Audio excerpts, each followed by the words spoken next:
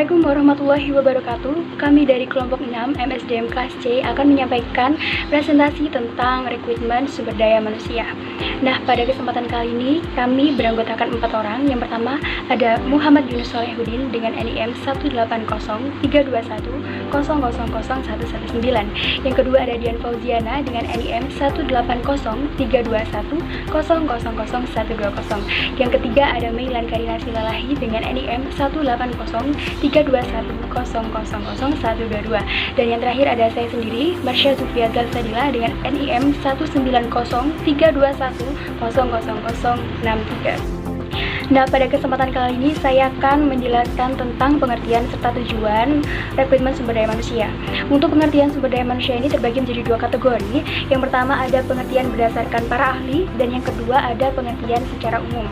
Untuk pengertian menurut para ahli terbagi menjadi 3 orang yang kami ambil. Yang pertama ada Faustino Cardoso Gomez pada tahun 1995 menyatakan bahwa rekrutmen itu merupakan proses untuk mencari, menemukan, serta menarik para pelamar untuk dipekerjakan dalam dan di suatu organisasi. Nah, rekrutmen ini tuh merupakan proses komunikasi 2 arah di mana pelamar-pelamar menghendaki informasi yang akurat mengenai seperti apakah rasanya bekerja di dalam organisasi yang bersangkutan. Nah, organisasi-organisasi ini sangat menginginkan informasi yang akurat tentang seperti apakah pelamar-pelamar tersebut jika kelak mereka diangkat sebagai pegawai. Yang kedua, menurut Schermerhorn pada tahun 1997 menyatakan bahwa rekrutmen merupakan proses penarikan sekelompok kandidat untuk mengisi posisi yang lowong atau yang sedang kosong. Rekrutan yang efektif ini akan membawa peluang pekerjaan kepada perhatian dari orang-orang yang berkemampuan dan keterampilannya memenuhi spesifikasi pekerjaan yang telah ditentukan. Lalu yang ketiga, menurut No et al. Pada tahun 2000 menjelaskan bahwa rekrutmen merupakan proses pelaksanaan atau aktivitas organisasi awal dengan tujuan untuk mengidentifikasi serta mencari tenaga kerja yang potensial di bidangnya. Lalu kemudian No et al. Mengemukakan bahwa perusahaan harus membuat keputusan berdasarkan 3 aspek. Yang pertama ada aspek kebijakan personalia atau personal policies. Yang kedua ada sumber rekrutmen atau recruitment source. Yang ketiga ada karakter serta perilaku recruiter atau characteristics and behaviors of the recruiter. Jadi ketiga aspek ini sangatlah dipegang penting dalam teori No et al. Lalu kemudian secara umum rekrutmen merupakan proses untuk mencari, mengemukakan dan menarik para pelamar untuk dipekerjakan dalam suatu organisasi. Nah, selanjutnya kita akan beralih mengenai materi tujuan rekrutmen sumber daya manusia. Menurut Heri Shimamura pada tahun 1997 menyatakan bahwa rekrutmen memiliki beberapa tujuan. Di antaranya ada 3 tujuan. Yang pertama untuk memikat sebagian besar para pelamar kerja sehingga organisasi akan mempunyai kesempatan yang lebih besar untuk melakukan pemilihan terhadap calon-calon pekerja yang dianggap memenuhi standar kualifikasi organisasi. Nah, untuk yang kedua merupakan tujuan pasca pengangkatan.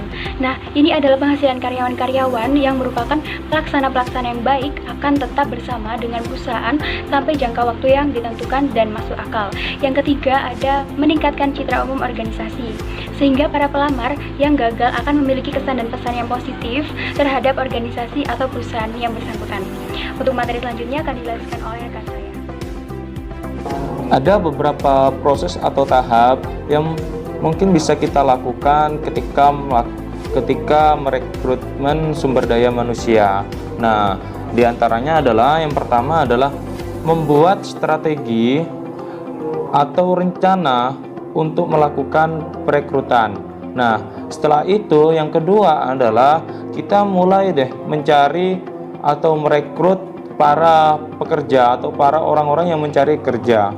Yang ketiga adalah kita melakukan seleksi, tentunya sesuai dengan kebutuhan dan kriteria yang saat ini sedang kita butuhkan atau sedang kita cari di dalam usaha kita. Nah, yang terakhir atau yang keempat adalah tahap pengumpulan para pekerja yang sudah terpilih untuk kemudian diarahkan lebih lanjut.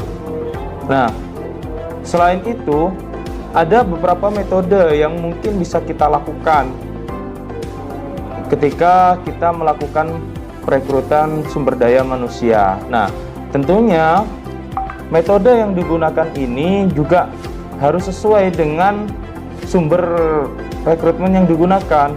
baik itu sumbernya berasal dari internal ataupun yang berasal dari eksternal. Nah, untuk metode yang menggunakan sumber internal, diantaranya yang pertama adalah merencanakan suksesi atau succession planning. Nah, yang kedua adalah melakukan penawaran terbuka untuk suatu jabatan atau job posting. Nah, sedangkan yang ketiga adalah perbantuan pekerja atau magang. Yang keempat adalah penggunaan daftar keterampilan. Nah, lalu untuk metode yang kedua adalah metode dengan penggunaan sumber eksternal. Di antaranya adalah bisa metodenya melalui iklan yang ada di media massa saat ini, bisa radio, TV, ataupun media sosial yang biasa digunakan oleh kebanyakan orang. Nah, yang kedua adalah akuisisi dan merger. Yang ketiga, open house. Dan yang keempat adalah menyewa konsultan perekrutan. Sumber rekrutmen. Sumber rekrutmen terdiri dari dua, yaitu sumber rekrutmen internal dan eksternal. Yang internal adalah meliputi karyawan yang ada sekarang yang dapat dicalonkan. Beberapa sumber internal yaitu melalui promosi. Promosi merupakan sumber internal yang paling banyak dilakukan untuk mengisi kosongan jabatan. Yang kedua, transfer atau rotasi. Pemindahan pekerja dari suatu jabatan ke jabatan yang lain. Yang ketiga, pengkaryaan kembali. Berlaku untuk karyawan yang diberhentikan sementara dan dipanggil kembali untuk mengisi kosongan jabatan. Yang keempat adalah kelompok pekerja sementara atau kontrak kerja.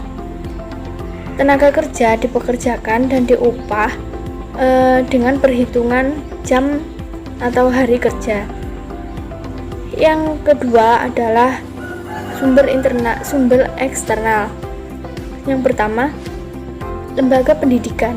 Biasanya suatu organisasi atau perusahaan merekrut jenis pendidikan tanpa memperdulikan pengalaman. Maka cara perekrutan ini diharapkan mampu membentuk karyawan sesuai yang diharapkan oleh perusahaan atau organisasi yang merekrut. Yang kedua, teman atau anggota keluarga karyawan. Organisasi atau perusahaan meminta jasa karyawan lama untuk mencarikan calon tenaga kerja. Yang ketiga, lamaran terdahulu yang telah masuk. Melalui pembukaan arsip atau file pelamar yang belum diterima sebagai calon pegawai, maka telah memiliki persyaratan sebagaimana yang diharapkan perusahaan atau organisasi. Yang keempat adalah agen tenaga kerja. Perusahaan merekrut tenaga kerja melalui perusahaan swasta penyaluran tenaga kerja. Yang kelima adalah karyawan perusahaan lain. Yang perekrutan ini dapat dilakukan secara legal maupun ilegal. Yang dimaksud legal adalah perusahaan yang ingin merekrut harus mengeluarkan biaya yang harus dibayarkan kepada perusahaan tempat calon pegawai tersebut bekerja. Sedangkan yang ilegal biasanya dikenal dengan pembajakan. Yang keenam, asosiasi profesi. Melalui asosiasi suatu profesi sebagai mediator penyedia tenaga kerja profesional bagi perusahaan. Yang terakhir, outsourcing melalui tenaga kerja kontrak. Perkenalkan, nama saya Melan Karina Siralahi, NIM 122 dari kelas C. Saat ini saya akan memaparkan mengenai permasalahan dalam proses rekrutmen sumber daya manusia. Terdapat 3 faktor utama dalam proses rekrutmen sumber daya manusia. Yang pertama ada faktor internal organisasi, yang kedua ada kebiasaan pencari tenaga kerja, dan yang ketiga ada faktor eksternal organisasi. Langsung saja ke materi yang pertama mengenai faktor internal organisasi. Dalam faktor internal organisasi terdapat beberapa kebijakan yang ada. Yang pertama yaitu kebijakan mengenai promosi dari dalam. Hal ini sangat berdampak negatif kepada perusahaan yang akan merekrut tenaga kerja baru, dikarenakan dalam pencarian tenaga kerja baru ini tidak akan menghasilkan sumber daya manusia yang memiliki keterampilan yang tidak tepat pada sasaran yang akan ditujukan. Yang kedua ada kebijakan mengenai imbalan. Di sini perusahaan harus memperhatikan dengan benar mengenai pembagian gaji atau upah kepada karyawan sesuai dengan keterampilan dan jasa yang telah dia berikan pada perusahaan tersebut. Kemudian yang ketiga ada kebijakan mengenai status ketenaga kerjaan. Di sini terbagi atas dua, yaitu tenaga kerja paruh waktu dan tenaga kerja purna waktu.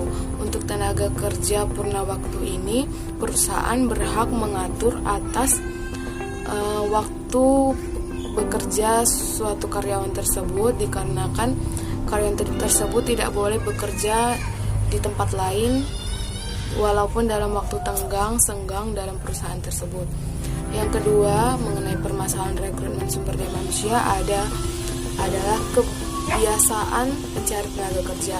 Di sini terdapat dampak positif dan dampak negatif.